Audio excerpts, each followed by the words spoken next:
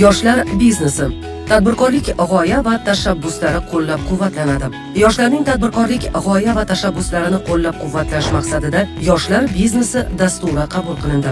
Unga ko'ra, yoshlarga 100 million so'mgacha imtiyozli mikroqarz beriladi.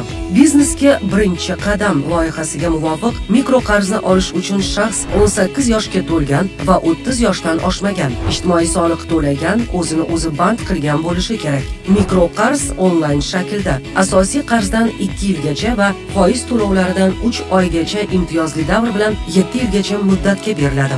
Sug'urta polisi ta'minoti yoki 3-shaxs kafilligi bo'lishi shart. Mikroqarz quyidagi maqsadlarda beriladi: ekin ekish va yetishtirish, chorvachilik, parrandachilik hamda qishloq xo'jaligining boshqa yo'nalishlaridagi faoliyatni amalga oshirish uchun, ishlab chiqarish va xizmat ko'rsatish faoliyatini tashkil etish, hunarmandchilik jihozlarini sotib olish va aylanma mablag'larni to'ldirishga, fan, san'at va sport yo'nalishlarida o'z qobiliyatini namoyon etgan iqtidorli yoshlarni hamda frilanserlik xizmatlarini ko'rsatuvchi yoshlarni qo'llab-quvvatlash uchun. Imtiyozli kreditlarning kamida 30% xotin-qizlarning tadbirkorlik loyihalarini qo'llab-quvvatlash uchun yo'naltiriladi.